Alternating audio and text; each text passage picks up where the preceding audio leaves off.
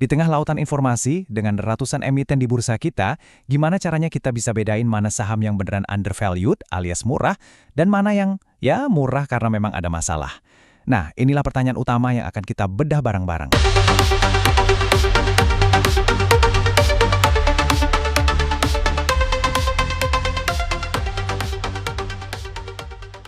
Semua investor, tanpa terkecuali, pasti punya satu mimpi yang sama. Nemuin harta karun, tahu kan? Perusahaan yang fundamentalnya bagus banget, tapi harga sahamnya lagi diskon besar-besaran. Pertanyaannya, ini cuma angan-angan aja atau beneran bisa kita temukan? Oke, sekarang kita serius. Di tengah lautan informasi, dengan ratusan emiten di bursa kita, gimana caranya kita bisa bedain mana saham yang beneran undervalued alias murah, dan mana yang, ya murah karena memang ada masalah? Nah, inilah pertanyaan utama yang akan kita bedah bareng-bareng. Jawabannya ternyata ada di sebuah filosofi investasi yang udah teruji puluhan tahun, value investing. Intinya simple, ini bukan soal nebak-nebak harga saham besok mau kemana, tapi soal membeli bisnis yang solid dengan harga di bawah nilai wajarnya. Sebuah strategi yang dipakai oleh investor-investor paling sukses di dunia loh.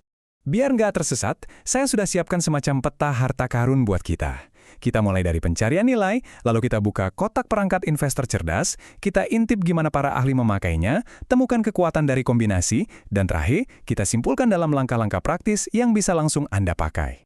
Oke, bagian pertama, perangkatnya. Anggap aja ini alat-alat wajib yang harus ada di tas Anda sebelum mulai berburu. Ada 4 rasio keuangan utama yang jadi fondasi strategi value investing. Wajib tahu nih.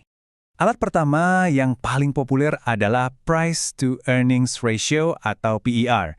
Gampangnya gini, PER itu kayak label harga yang kita bayar untuk setiap Rp1 keuntungan perusahaan. Jadi, makin rendah angkanya dibanding rata-rata industri atau pasar, artinya saham itu berpotensi makin murah.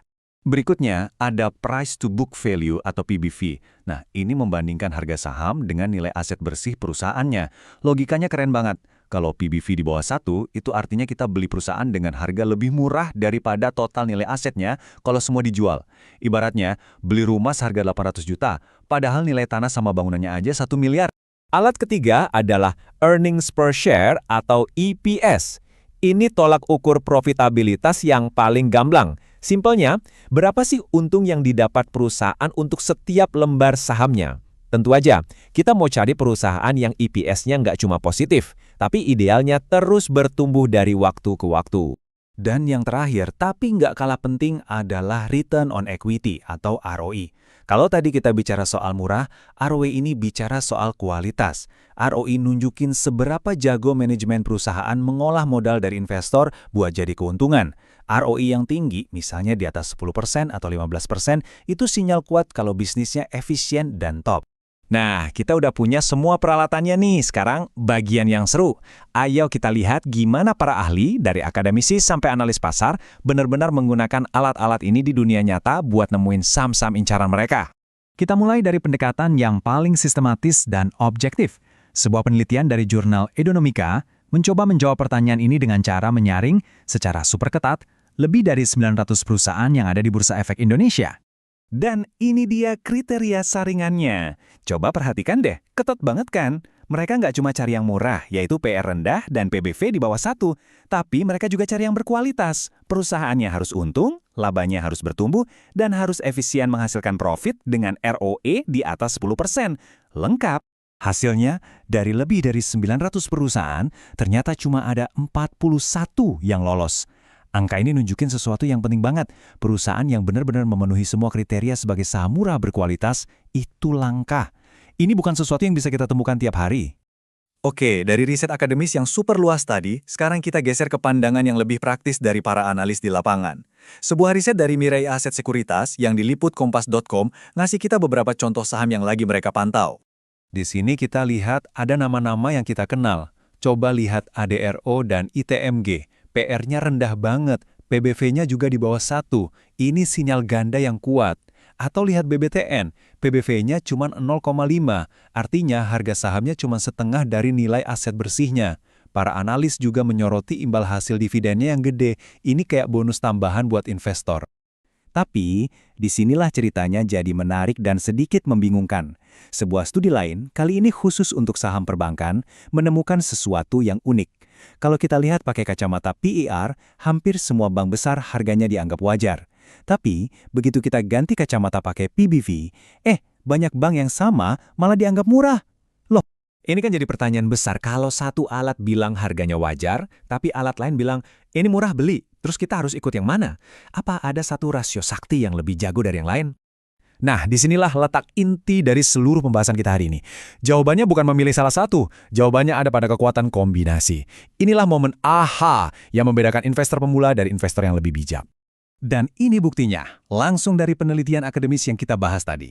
Kesimpulan mereka cukup mengejutkan. Kalau dipakai sendiri-sendiri, satu persatu, ternyata nggak ada satupun dari rasio-rasio ini yang secara statistik terbukti bisa memprediksi imbal hasil saham di masa depan. Tapi, dan ini tapi yang paling penting, penelitian yang sama menemukan bahwa ketika keempat rasio ini digabungkan dan digunakan bersamaan, seperti dalam proses penyaringan tadi, mereka secara kolektif punya pengaruh yang signifikan terhadap return saham. Kekuatan mereka muncul saat mereka bekerja sama. Diagram ini menjelaskan segalanya. Menurut studi itu, kombinasi keempat faktor fundamental ini bisa menjelaskan sekitar 23,6% variasi dari return saham. Itu angka yang besar loh. Tentu, sisanya dipengaruhi faktor lain kayak sentimen pasar atau kondisi ekonomi. Tapi bisa memecahkan hampir seperempat bagian dari teka-teki pasar saham itu udah keuntungan yang luar biasa. Oke, jadi apa pelajaran praktis yang bisa kita ambil dari semua ini? Gimana caranya kita mengubah wawasan ini jadi keputusan investasi yang lebih cerdas di portofolio kita? Yuk kita rangkum. Jadi, kesimpulan utamanya adalah, pertama, strategi mencari saham murah berkualitas itu nyata dan terbukti. Kedua, buang jauh-jauh pikiran untuk mencari satu angka sakti. Sebaliknya, gunakan pendekatan checklist, gabungkan beberapa rasio. Ini penting untuk menghindari jebakan nilai, saham yang kelihatannya murah padahal memang murahan. Dan terakhir ingat, fundamental itu penting banget, tapi itu baru satu bagian dari cerita besar. Kita tutup dengan pertanyaan ini untuk Anda renungkan. Dengan perangkat dan pemahaman yang baru ini, Anda sekarang jauh lebih siap untuk memulai perburuan Anda sendiri. Pertanyaannya bukan lagi apakah harta karun itu ada, tapi di mana Anda akan mulai mencarinya.